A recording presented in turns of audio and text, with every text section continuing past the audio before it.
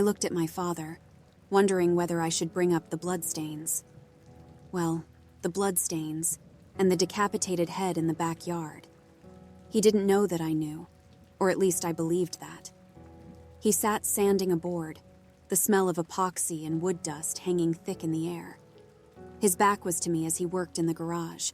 The wooden piece in front of him seemed to take all his attention. How did one go about this? I wondered. Did we do an intervention? Dad, I'm sorry, but I think you might be a murderer. Or was I just supposed to call the police? But I couldn't turn my own father in, especially without talking to him first. Perhaps there was a reasonable explanation for the bloodstains and the head in the freezer. I had to give him the benefit of the doubt. I noticed his head raise a fraction of an inch, and in the reflection on the window in front of him, I saw his narrowed eyes staring straight at me.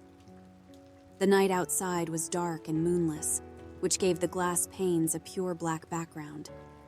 I swallowed hard, a lump forming in my throat. "Are you going to just stand there, or are you going to come in?" my father said in his usual gruff, slow tone. I took a few hesitant steps into the garage.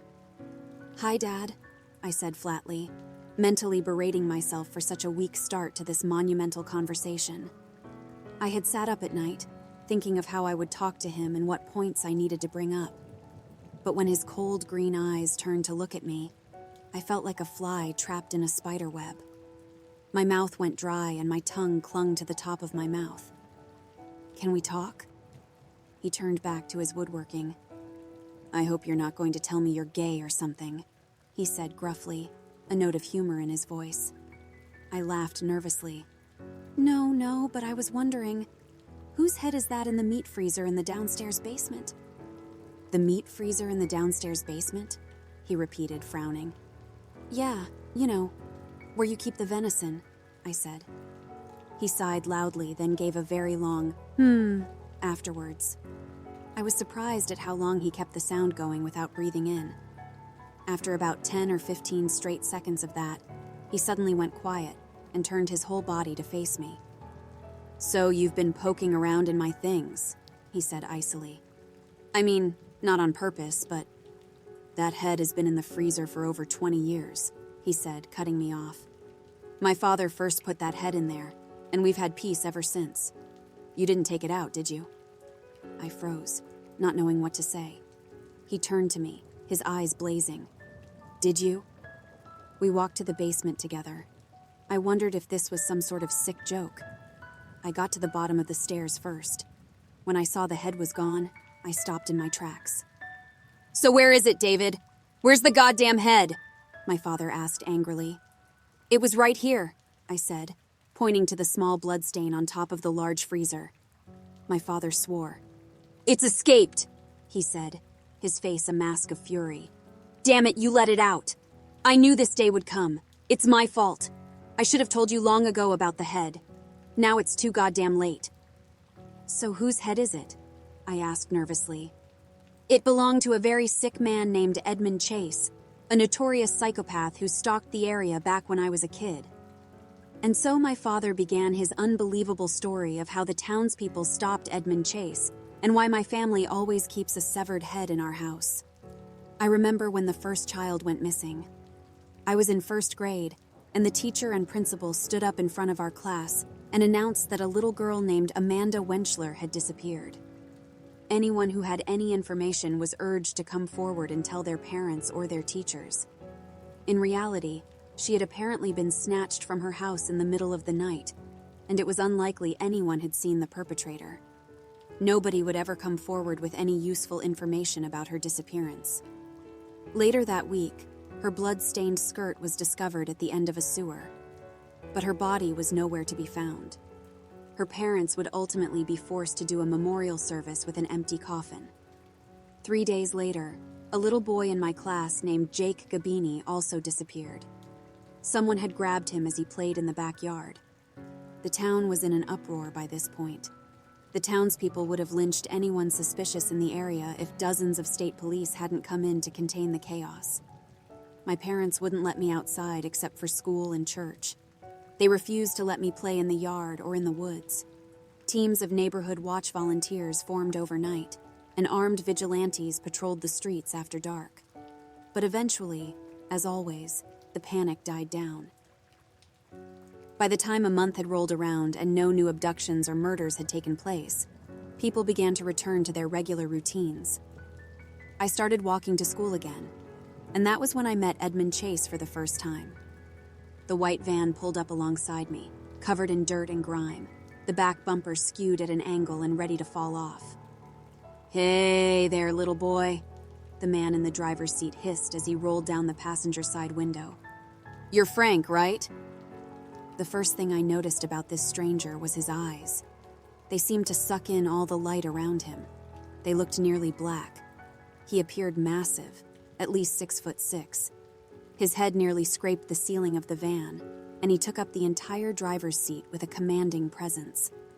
Red wavy hair ran down over his forehead, and across one cheek, a diagonal slashing scar marred his skin. I quickly checked up and down the street. The nearest house looked about 1,000 feet away. Thick woods with fallen trees and ivy covered both sides of the street. "Yeah, my name is Frank," I said suspiciously. I had no idea who this man was. He laughed, sounding as jolly as any mall Santa. "Oh, I know it's a little weird, but I just live over the hill," he said, jerking his thumb down the road the way he had come. "I know your dad. You look just like him. I swear you're the spitting image." "Thanks," I said. "Anyways, I'm on my way to school, so I'll—" "Hold on 1 second, please," Edmund said, putting his arm out of the window to stop me while also giving me his most charming smile. I noticed how white all his teeth looked. They appeared as straight and small as the kernels on a cob of corn. "You see, Frank, my dog ran away earlier, and she likes to come around this area. If you could spend a couple of minutes to help me find her, there'd be a $5 in it for you." My eyes widened at the prospect of $5 whole, which, you must remember, was worth a lot more back in my day. He even offered to pay in advance. I walked forward to grab the bill he waved out of the driver's side window, fully intending to just take the money and run. But he grabbed my wrist with an iron grip and leaned close to my ear. I could feel the bones of my arm rubbing together as he tightened his large, calloused fingers further. I yelped in pain and tried to pull away. He started whispering. "There are many mysteries in the universe. Headless bodies missing arms and legs tossed into garbage bags, and steel tables covered in blood in secret rooms we'll never see." "Hey, let go!" I said loudly, trying to wrest my arm out of his iron grip. He just continued to whisper in a hissing tone, his eyes narrowing to slits as a lunatic expression came over his face. "Yes, indeed. Many mysteries to uncover, like Christmas gifts to unwrap. The human body, too, is like that. Have you ever zipped off someone's skin like an unwanted second-hand coat?" "I need to go to school," I cried as he pulled something out from his lap with his other hand. He yanked me by the shirt and forced a piece of white cloth over my mouth. I gagged at the sickly sweet hospital smell that emanated from it. "You must be a very stupid boy," he whispered in my ear as I inhaled the cold, astringent chemicals. "If you think you're going to school today." I awoke with a pounding head and a dry mouth. I felt my hands bound behind my back. A gag lay tightly pressed against my mouth. Well, oh boy," someone said enthusiastically from up front. I turned my head, realizing I was stuck in the back of the van next to countless tools and coolers. I heard the crack of a can opening and saw the man chugging a beer as he drove. "Today is going to be a fun day," he said. "It's so beautiful outside. I mean, look at the sun and the clouds. Not too hot and not too cold, eh?" He looked in the rearview mirror, meeting my eyes. "There are some things they don't teach you in school. You have to get out and experience the world to learn them." I felt the van turning abruptly. Then we were going over rocks and potholes for about 10 or 15 minutes. I figured we must have turned onto some unpaved forest road. "I'd offer you a beer," the man said. "But you're not old enough. The law's the law, you know." With a gleeful smile, he pulled the van over to the side of the road. I slid forward as it lurched to a stop, smashing my head on a toolbox. I kicked against the bindings around my feet and legs, trying to loosen them without success. I reckon this is as good a place as any. All right, let's get started. He opened the driver's side door before going to the back of the van and opening the two rear ones. He pulled me up with his strong killer's hands as I whined and protested through my gag. Laughing, he threw me to the side of the dirt road. I landed hard, the wind getting knocked out of my lungs. The man started pulling out coolers of beer and lawn chairs. He dragged this all out to a dirt clearing 50 feet or so from the road.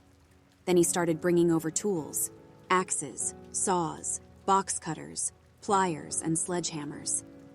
Finally, he came and grabbed me, throwing me over his shoulder. The fall breeze blew by, smelling like leaves and evergreens. I realized with a sense of dread and horror that these would likely be the last normal sensations I'd ever experience, the last place I'd ever see. After this moment, it would feel like an eternity of ripping and screaming, and then, in the end, merciful darkness. At the center of the dirt clearing in the woods, he threw me down. He opened a toolbox, taking a box cutter and flicking out the blade. It gleamed, catching the sun's rays. He brought it down towards my face, his smile widening as his hands began to shake with excitement. "I'm sorry to say," he said, smirking, "but my past subjects have said that this is quite unpleasant. Where should we start? With the eyes?" He moved the blade a fraction of an inch from my right eye. I flinched, trying to pull back, but he punched me in the face. "Don't move! Did I tell you that you could move?" He cut off the gag with the box cutter. I noticed how sharp it was, how it slid through the cloth like butter. "Actually, I think I'll cut out your tongue and eat it. Open up." He moved the blade towards my lips, gripping my jaw with his hand and prying it open. I started screaming as his fingers closed around my tongue. A gunshot shattered the silence. The man looked down at his chest, seeing the blossoming circle of blood that now dripped down his white shirt. He grabbed at his heart, choking. "Fuck, you," he said as he fell forward, landing hard on top of me. I felt the warm blood dripping down on top of me. Struggling, kicking my bound legs, I tried to get out from under the dead body. A moment later, I saw my father and uncle running from the direction of the dirt road, a rifle slung over each of their shoulders. "Holy shit, Frankie," my father said, pulling the madman off of me. "You're okay, thank God." "Good thing I told you to watch him when he walked to school, huh?" my uncle said, smiling. "We got the bastard." "That's Edmund, all right," my father said, flipping the body over with a grunt. The man's eyes stared blankly up at the sky, his pupils large and dark. A small trickle of blood ran from his mouth. "All right, you get the shovel and start digging," my uncle said, "and I'll get Frankie the hell out of here. Frankie, you never saw nothing, okay? Let's get you home." So that was the end of that. They took me home and buried his body deep in the woods. Vigilante justice had prevailed and stopped a grave evil, as vigilante justice always does. They decided not to get the police involved, since my uncle had a criminal record and wasn't supposed to be in possession of a firearm. We were just happy that the abductions and killings would end. And for a few months, they did. But by the time Christmas came that year, things had changed for the worse. I remember rushing downstairs on Christmas morning, seeing the flashing of police cars through the windows. The red and blue from the emergency vehicles mixed with the red and green hues from the Christmas tree lights, shining off every decoration in a rainbow of colors. My mother stood at the front window, a steaming cup of coffee in her hands as she worriedly stared outside. "What's going on?" I asked her, coming up behind her and giving her a hug. "The neighbors," she said, looking across the street. "The Heydrichs. Apparently they were all found dead in their house, murdered. The crime scene people have gone in and out all morning. I saw them taking the body bags out on stretchers." I felt cold all over. Where was my father? Did he know?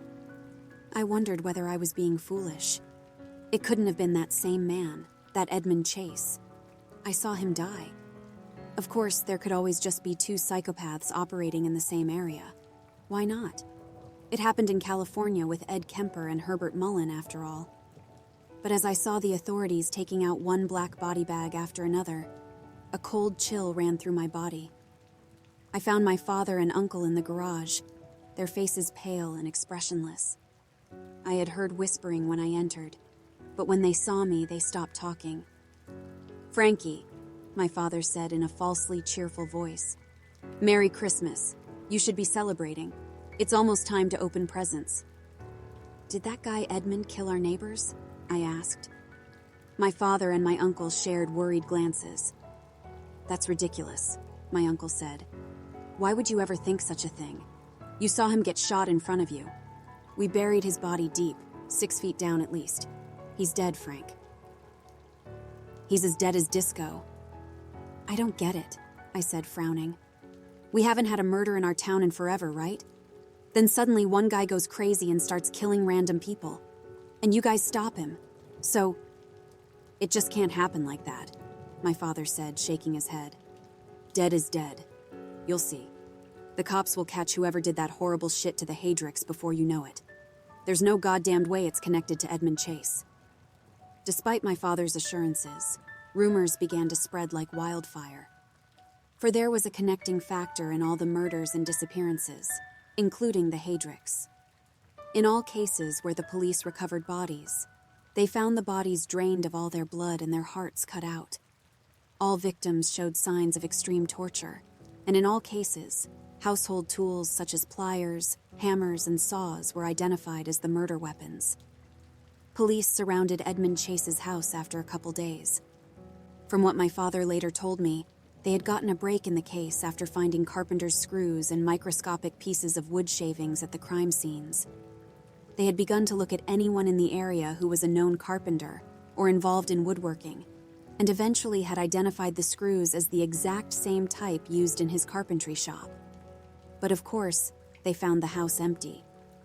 A massive search began, and every car going in and out of town was stopped at checkpoints. Over time, the furore began to die down, and after a couple weeks, I had nearly forgotten about Edmund Chase. I tried not to think about what had happened, or the gruesome death I would have suffered if my father and uncle hadn't come. The night that he came back, I had gone to sleep early. Ever since the abduction, I had a recurring nightmare where a faceless silhouette of a man drove nails into my eyes while he whispered in my ear, "Hey, little boy, how you doing now?" I woke with a start, feeling a cold hand pressed over my mouth. In the dark, I could only see the tall shadow of someone standing over me. "If you try to scream, I'll cut out your eyes," the familiar voice of Edmund Chase said. It sounded different, gravelly and deep, as if he had been inhaling dirt for the last few weeks. I felt a blade forced against my neck, pressing hard against the jugular. A drop of blood rolled down my skin, warm and sticky in the cool night air. I smelled rotting flesh and soil, an earthy odor and a foul, choking one mixed together. I whimpered, trembling and terrified. "Get up and come with me. If you try anything, I'll take you out of here piece by piece. The master doesn't care if the blood is warm or cold after all." I rose slowly, putting my hands up in the air. I thought about calling for help, but I knew it would be suicide. He could stab me 20 times over before my father or uncle got in here from their rooms with a gun. He moved me towards the center of the room, standing behind me and keeping the blade pressed hard against my throat. Once we had reached the center point, he took out a vial from his pocket filled with black fluid. He flipped off the top and flung the droplets in the air. I watched in amazement as they hung there, frozen in place, glistening like greasy oil. Then he began speaking in some demonic, gurgling language I had never heard before. The frozen droplets in the air immediately got sucked towards a center spot, like a black hole eating comets. I watched in amazement as a pinpoint of blinding light erupted in the center of the room. For a moment it looked far too bright, and I averted my gaze, seeing spots dancing behind my closed eyelids. But after a couple of seconds, I looked back over and saw it had dulled and expanded considerably. Slowly, almost lazily, it morphed, sections of it popping out in the air as the center hovered, defying gravity. Through the pieces, I could see another world where a pale sun shone, a place filled with steep cliffs and silver streams that wound through the canyons. The dark purple color of the sky reminded me of blood clots and fatal injuries. As the pieces expanded, I quickly realized the portal was growing into the shape of an archway. "This is where the Master roams," Edmund said as he pushed me closer to the portal. "This is his world." At that moment, my door flew open, and my father and uncle stood there peering in. "Frankie," my dad called. "Are you okay?" Uncle Roger said he heard footsteps and talking. At that moment, they saw me, the knife pressed against my throat, my feet only inches from the portal. "No!" my uncle cried, taking my dad's arm and running forward. My father stumbled and then caught his feet, rushing to catch up. I passed through the skin of the portal. It felt like walking into a warm, buzzing lake, the silky texture of reality splitting as I came out on the other side.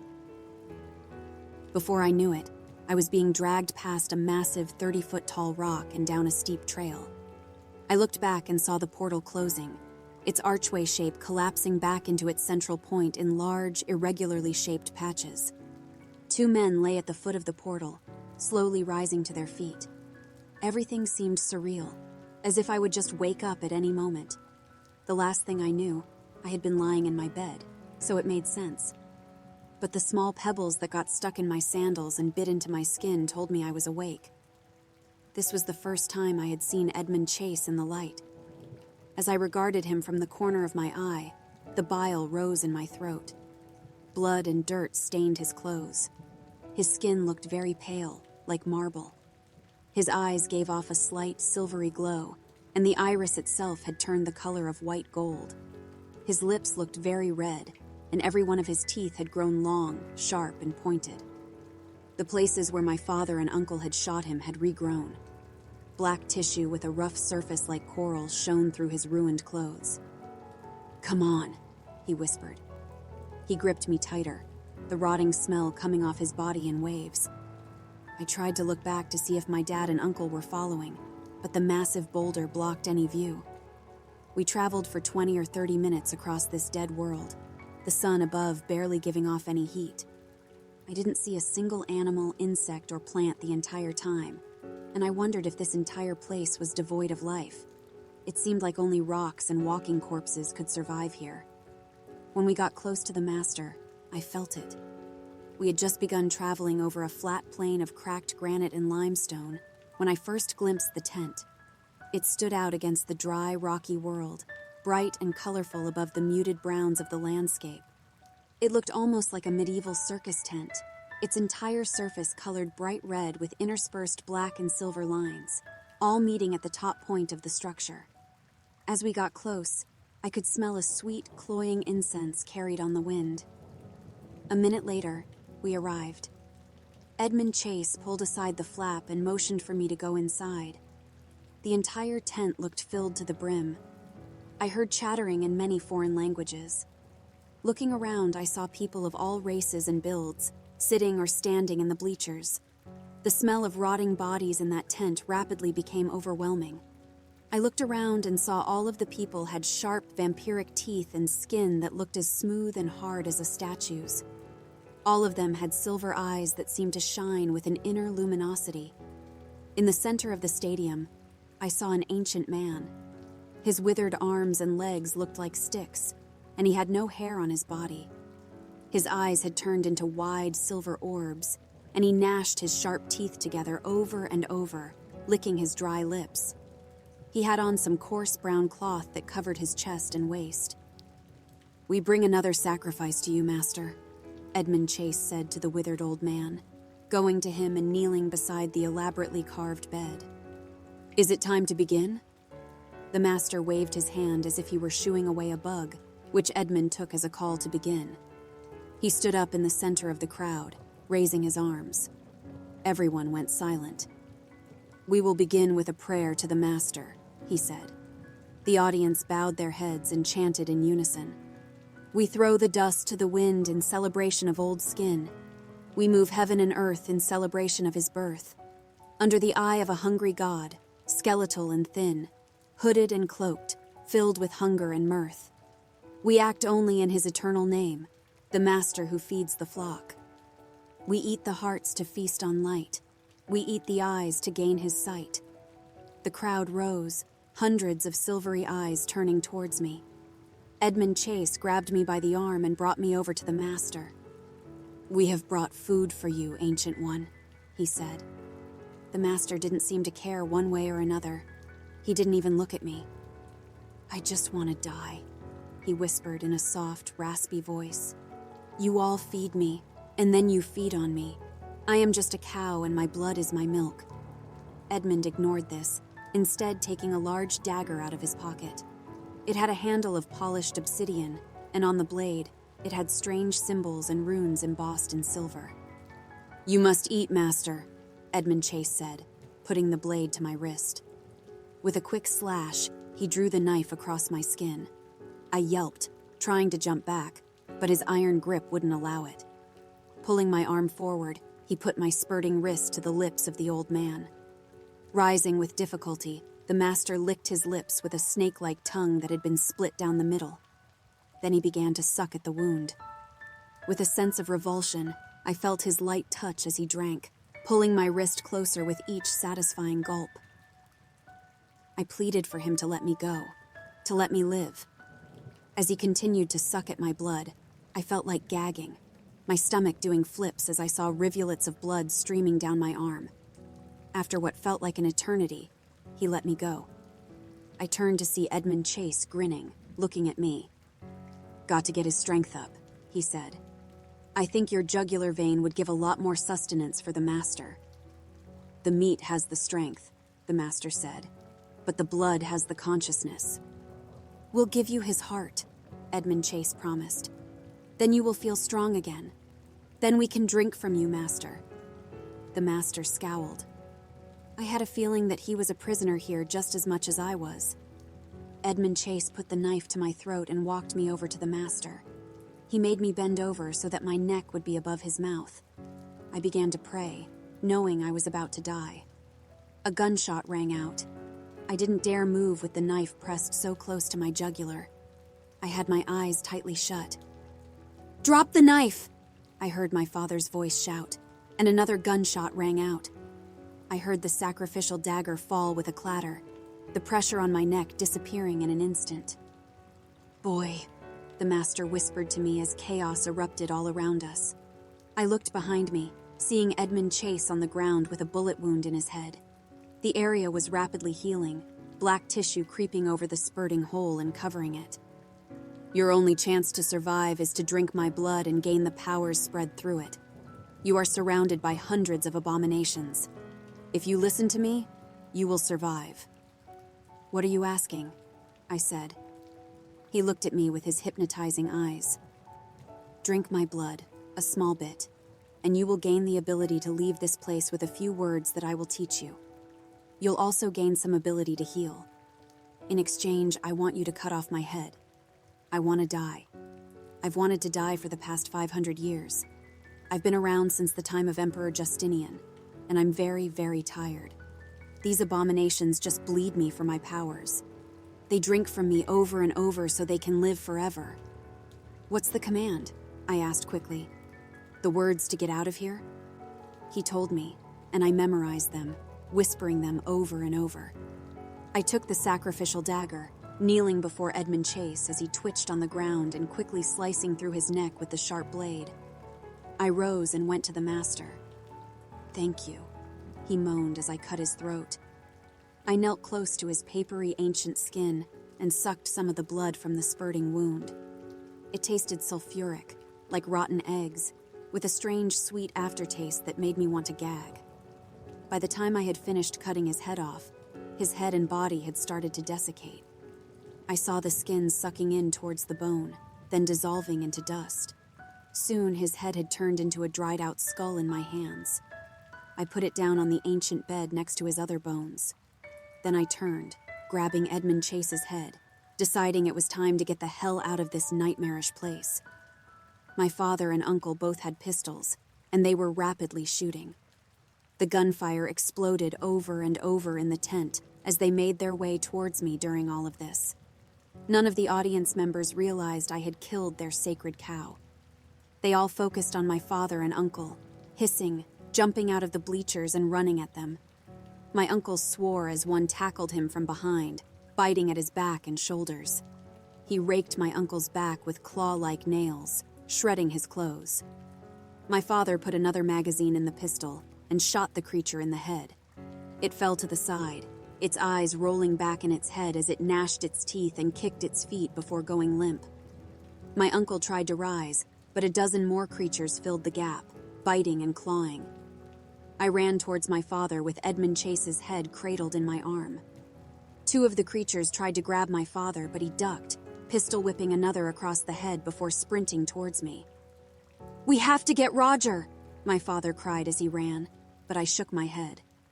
I knew we couldn't save my uncle. If we tried, we would all very likely die in the process. Without another word, I grabbed my father's hand and uttered the commands. I felt hands dragging us back, and I pulled against them with all my strength. The portal blossomed in front of us, and as my uncle screamed and fought with the abominations, I pushed my father through and followed him back to our house. "What should be done with a demon's head?" my father asked a local occultist the next day. I had been watching the head closely, and it sometimes opened its eyes or moved its mouth. I didn't like it. I wanted to make sure Edmund Chase didn't return and start killing people in our town all over again. "You either put it in salt and bury it, or you freeze it forever," she said. "Either one should keep it safe. But if it gets out, the remnants of life left within it may allow it to escape and begin its evil all over again.